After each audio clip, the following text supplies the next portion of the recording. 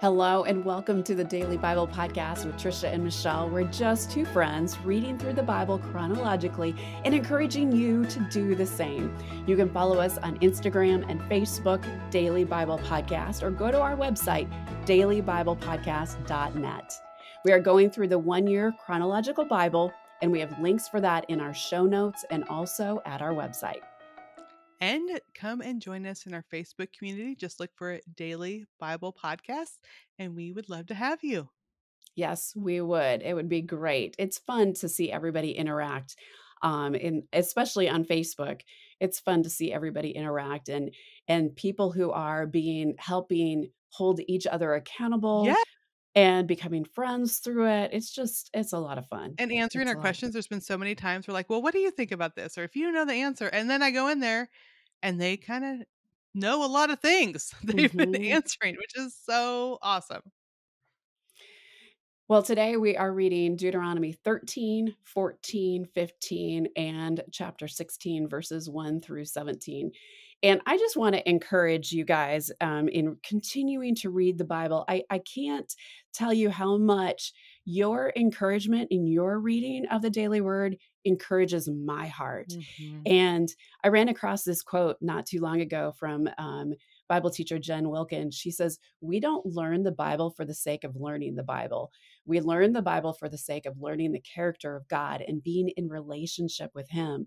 And I just thought of how we are reading the Bible. And we're not just reading the Bible for the sake of reading the Bible. We are reading the Bible for the sake of learning Him. And I can see that as we're interacting with you on the Facebook community, Daily Bible Podcast, I'm seeing that you are hungry for Him. You're hungry for more of Him. It's not that you are just like, hey, I want to know the history of the Bible. There is some of that, but Mm-hmm. there is a lot of you are hungry. So thank you for interacting because you're encouraging me. That is such a good reminder, especially on readings like today where this just seems like a lot of warnings. Like, Yes. like, don't do this and don't do that. But I love that we're learning the character of God. Remember, He is holy. He wants to commune with His Mhm. people. He is warning them because this is going to separate. Sin separates us from God. So He's giving these warnings because He does not want them to separate. He wants Yeah. them to be His people in this land that they will be entering as soon as we get through all these reminders. Mhm. We're getting closer. I would say we're almost halfway through this book, and then they'll be in the promised land. So good job. Good job. Woohoo! All right. So Deuteronomy 13 warns against false prophets and those who worship false God, and it emphasizes even close family members or towns should not be spared if they are found to be leading people away from God. God commands that such false prophets should be shown no mercy, but do Mm. not give in or listen to even your close friends or family. If they're telling you there's this other God over here, don't listen. It says in Deuteronomy 13:8-9, have no pity and do not spare or protect them. You must put them to death.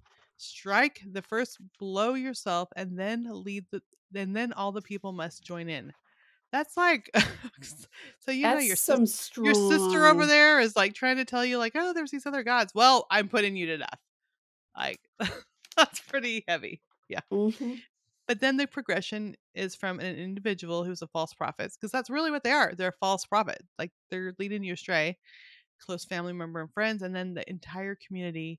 And Moses also instructed that they were not to keep any plunder from the towns that was set apart for destruction. Yes, God is merciful, but only if the people listen to His voice and choose to obey. So we also read about dietary laws and the giving of tithes. So that they mentioned is 1/10. And it's interesting that they bring the tithe and eat in God's presence. Like, when I was reading this, I'm like, have I read this before?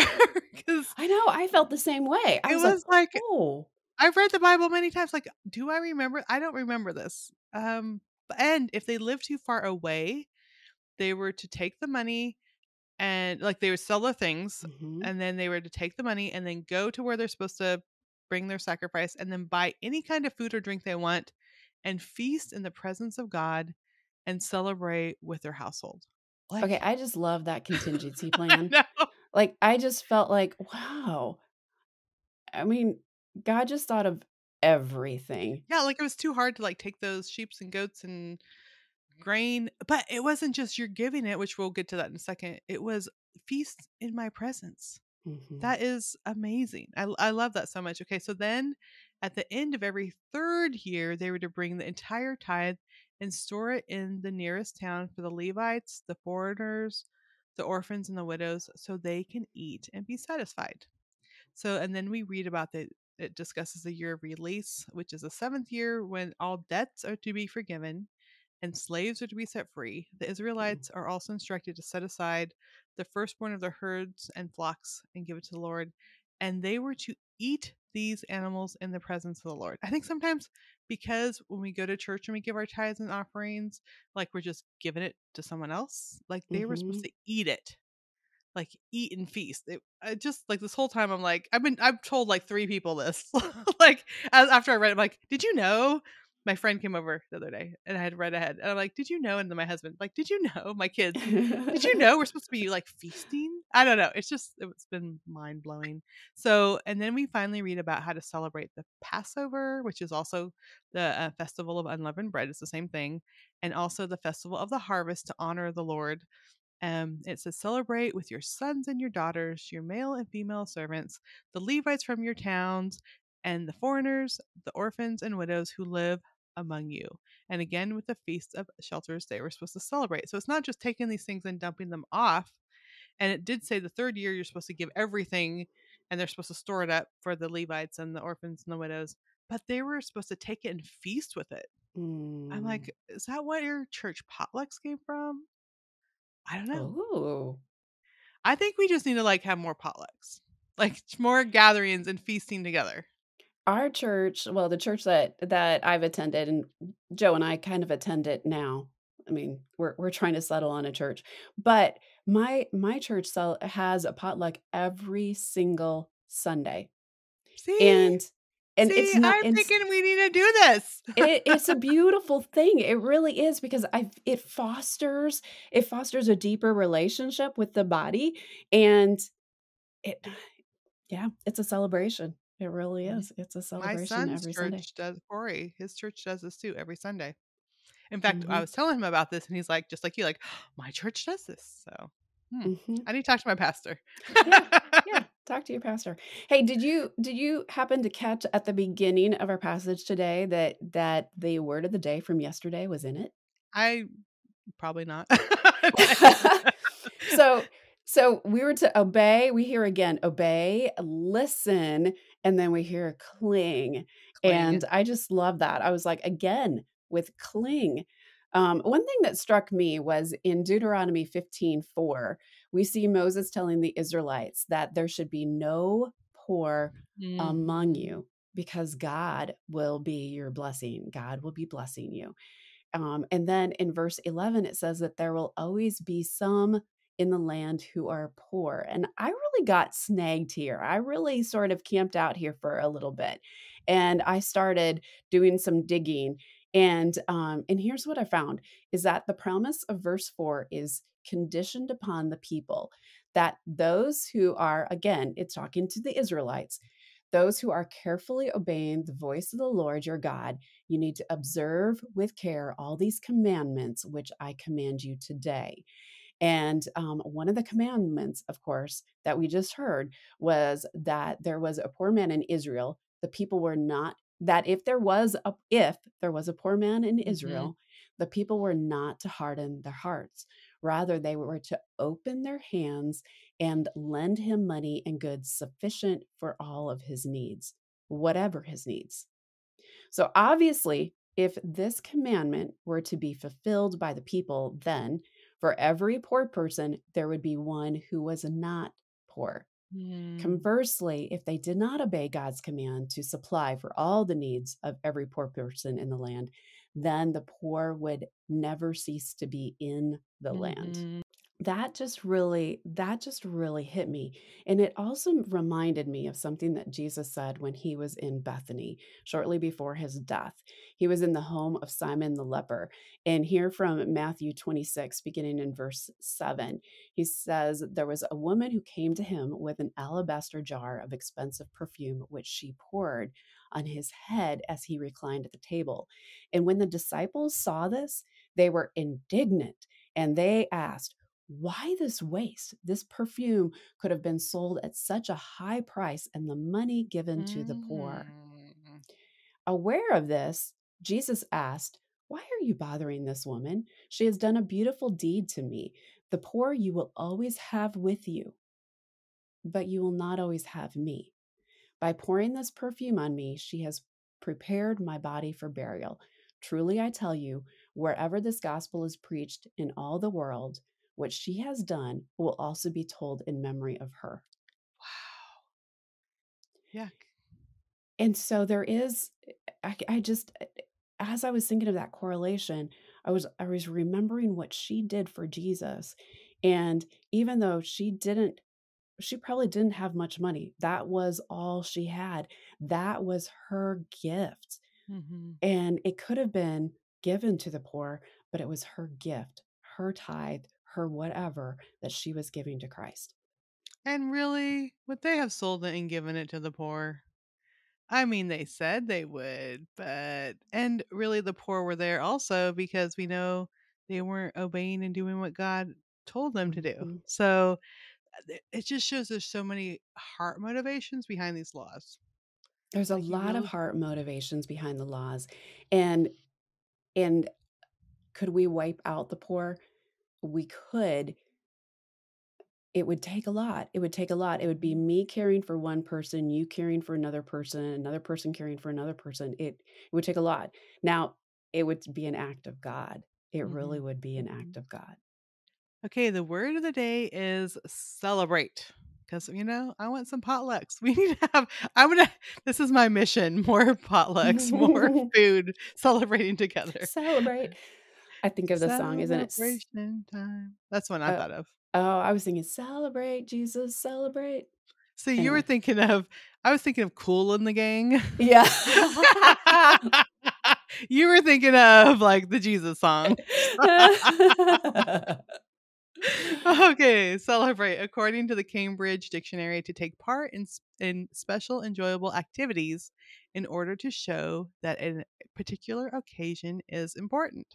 So, it becomes easy to think of these times that they're talking about this festivals again or the Passover as rituals. But I think sometimes we forget they're also celebrations. Mm, And so let's go back over. I just went back over the requirements of the Passover. It says, from wherever you live, bring 2 loaves of bread to be lifted up before the Lord. And this is in Leviticus. See, we're going back and pulling in some Leviticus. And it says, for wherever you live, bring 2 loaves of bread to be lifted up before the Lord as a special offering. Make these loaves from 4 quarts of choice flour and bake them with yeast, and they will be an offering from your first crops. Okay, so this is before the Passover. They were supposed to give their first fruit offerings.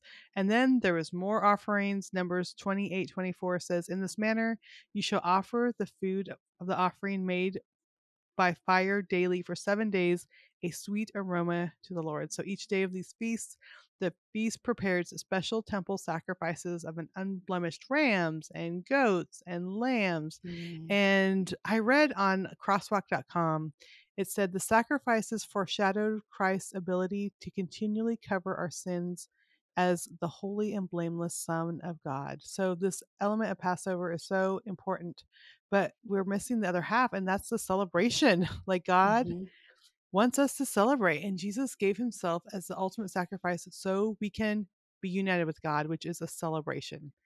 And celebrations also happen during other festivals, when people brought their tithe. And it got me thinking, like, what would it look like today if we brought our tithe to church and we used it to feast in the presence of God with our household? mm, Or if we actually lived out when we brought our offering, it says This time is to celebrate before the Lord your God at the designated place of worship he will choose for his name to be honored. Celebrate with your sons and daughters, your male and female servants, the Levites from your towns and foreigners, orphans and widows who live among you. So today we give tithes and offerings. It's like a duty, and we're kind of Mhm. like handing it off to someone else. But what if we also gathered to celebrate as a voluntary offering to God? If we gathered our friends and our friends from work and foreigners, people new to town, and orphans and widows, and we served them and we fed them and we celebrated with them and we told them who God is in our lives. I think so many times, like we have classes at church. They just announced on Sunday they're having an evangelism class. Would we I mean, I love that. I love that. But would we need to take a class on evangelism if like we're like, "Hey, come, we're having a celebration. We want to tell you what God did. Here's some pizza and some." Okay, so in the South, it would actually be, "Here's some green bean casserole, here's some mac and cheese, here's some pulled pork, here's some banana pudding."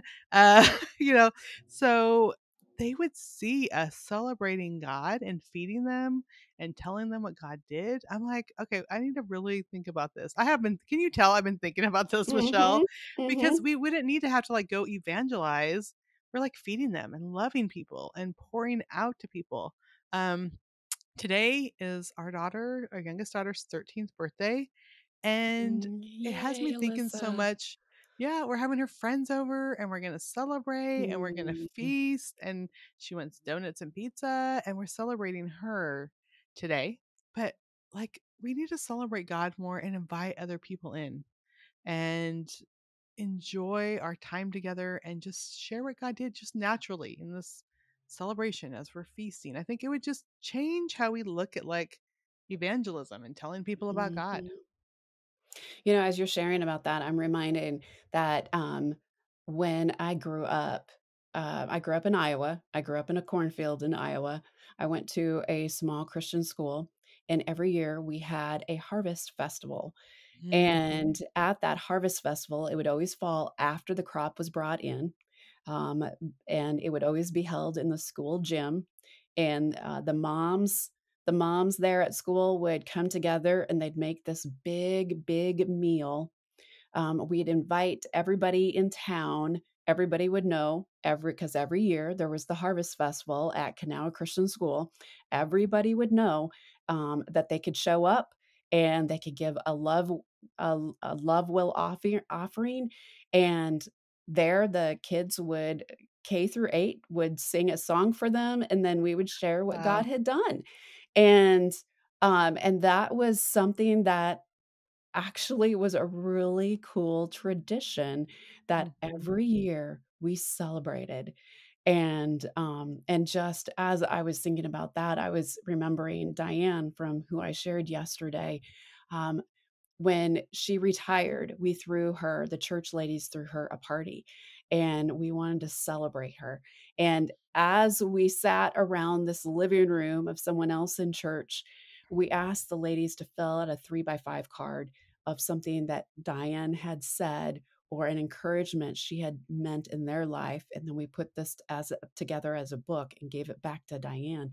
But it was just filled with, this is what God has done. This is what God has Mm. taught us through you. Because you've encouraged us this way, we see God differently. So, just what you're talking about, it is an evangelism tool when we get together. And sometimes it's an evangelism tool of encouraging one another and spurring them on so that they can go forth and share the word. Yeah. And so I like this idea of celebration, Trisha. I'm gonna have like a team potluck, team potluck t-shirts made. I don't know. Something. I'm Hmm. loving it. Team Hmm. celebration. There we go. Yeah, Team celebration. I like that even better. yeah, sounds good. Well, Well, do you Michelle, want to close out our time? Pray for us. I said your name first. Oh, okay. Okay. Well, then I will do it. I'm joking. I can pray, Michelle. I would be happy to Okay. pray. Dear Heavenly Father, I just thank you so much. And just thank you for this reminder that we need to celebrate. We need to celebrate you. We need to celebrate what you've done in our lives. We need to bring our tithes and offerings, yes, to give, but also, yes, to remember, Lord. I pray that you'll show us how to incorporate this into our lives and that we won't see these books that we're reading as just laws and drudgery, but we are reminded the why. Like, you want good things for us and you want us to celebrate your goodness. And I just Mhm. pray that we can do that better today. In your name we pray. Amen. Well, we are sending you off with some daily encouragement to get into the Word and be the hands and feet of Jesus. Again, if you don't have the 1 year chronological Bible that we are using, we have links for that in our show notes. You can even find it in the Kindle format. Also, in the show notes is a yearly and monthly schedule of the Bible reading plan that we are following. Tomorrow, we are reading Deuteronomy. We're finishing chapter 16, so verses 18 through 22. Then we're heading on to Deuteronomy 17, 18, 19, 20, and the first part of 21, verses 1 through 9 on that one. And we will see you here tomorrow. Bye bye.